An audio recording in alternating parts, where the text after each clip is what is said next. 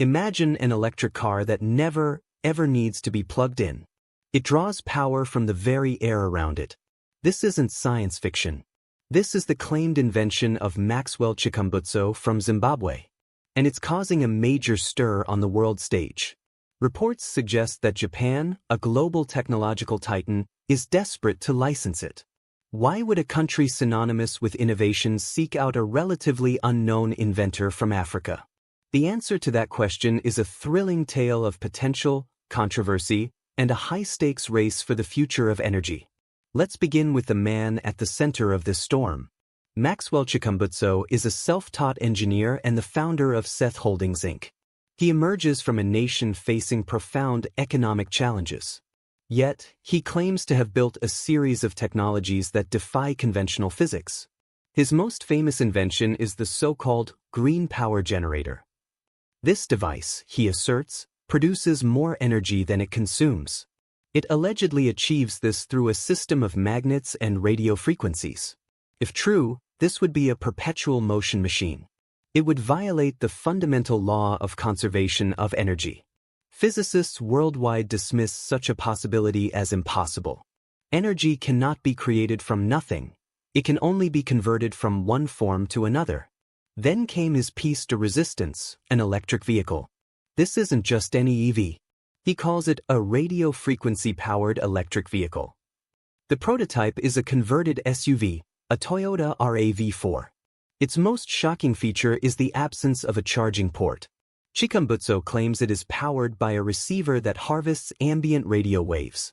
These are the invisible signals that fill our atmosphere. They come from radio stations, television towers, cell phone networks, and Wi-Fi routers. His vehicle supposedly captures this ambient electromagnetic energy. It then converts it into electrical current to power the motor. He has demonstrated the car driving on a test track. Skeptics, however, are legion and vocal. They propose much simpler explanations. The car could contain a hidden, conventional battery. The demonstrations could be an elaborate hoax. Without independent, verifiable testing, the claims remain just that, claims. The scientific community places his inventions in the too good to be true category. This is where the plot thickens dramatically. Enter Japan, a nation that lives and breathes technological advancement. It is the home of Toyota, Honda, Nissan, and Panasonic. These are companies that have defined the modern automotive and battery industries. Yet, Japan finds itself in a precarious position regarding its energy future. To understand why, we must look at Japan's unique and vulnerable geography. Japan is an island nation with virtually no domestic fossil fuel reserves. For decades, it relied heavily on imported oil, coal, and natural gas. This made its economy extremely sensitive to global price shocks. Then, in 2011, the Great East Japan earthquake and the subsequent Fukushima Daiichi nuclear disaster changed everything. The public turned fiercely against nuclear power. Nearly all of Japan's nuclear reactors were shut down for years. This forced the country to become even more reliant on expensive imported liquefied natural gas and coal.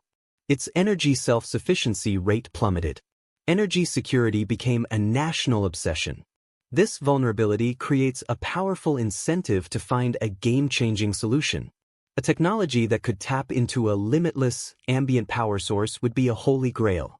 It would solve Japan's energy crisis overnight. It would free the nation from the volatility of global energy markets. This is the desperate need that Maxwell Chikumbutso's invention appears to address. But Japan's interest isn't just born out of desperation, it's also a strategic calculation. The global race for electric vehicle dominance is intensifying. China has built an overwhelming lead in battery production and supply chains. It controls a significant portion of the world's lithium mining and refining.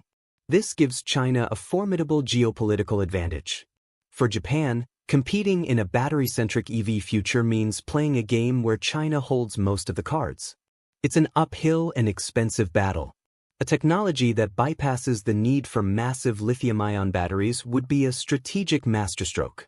It would completely reset the playing field. Imagine an EV with no heavy, expensive battery pack to manufacture. No reliance on scarce materials like lithium, cobalt, and nickel.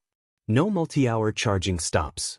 No strain on the national electrical grid from millions of cars plugging in at once. This is the revolutionary potential that Japan sees in Chikumbutso's RF-powered car. It's not just an incremental improvement, it's a paradigm shift. However, the path to licensing this technology is a minefield of controversy. The biggest obstacle is the fundamental question of whether it even works as advertised. No peer-reviewed papers have been published on the technology. No independent laboratory has been allowed to rigorously test the vehicle or the generator. The principle of harvesting energy from ambient radio frequencies is itself real.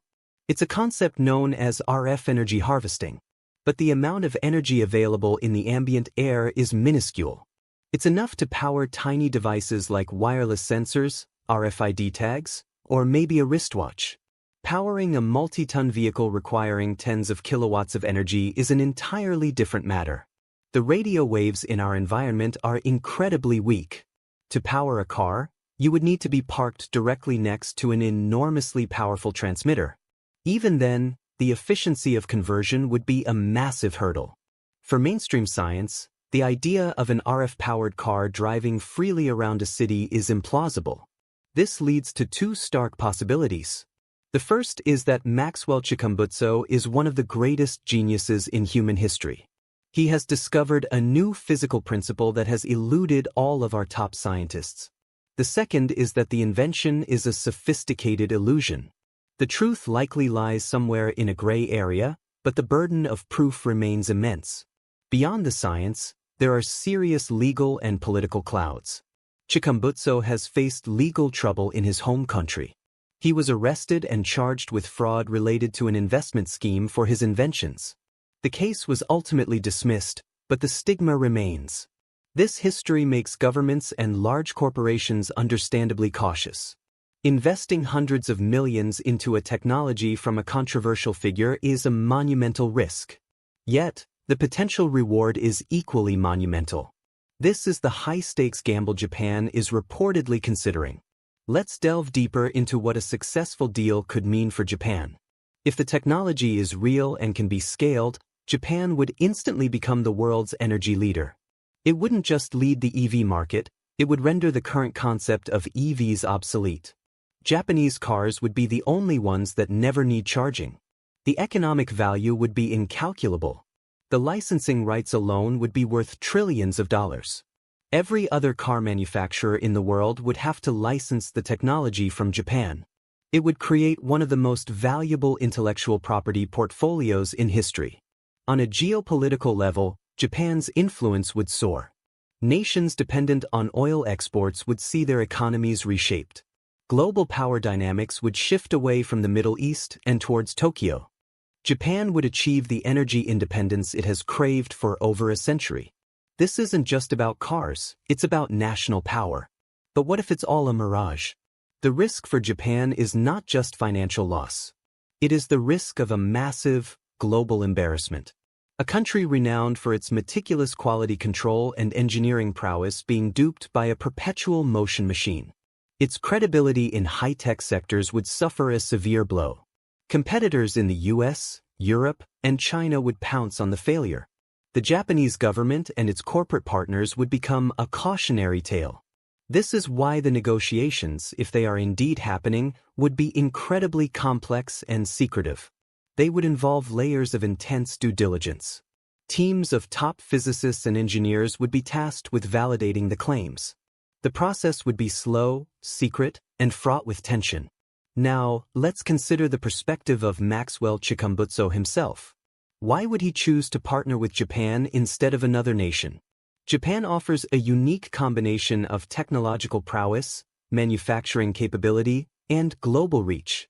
A partnership with a Japanese consortium would provide instant legitimacy. It would silence many of the skeptics, at least temporarily. Furthermore, Japan has a history of embracing and perfecting foreign inventions. Think of how Japanese companies took American electronics and automotive ideas and refined them into world-beating products. Chikumbutso may see Japan as the ideal partner to bring his vision to life at a global scale. It's also possible that other countries, wary of the scientific controversy, have been unwilling to take the risk.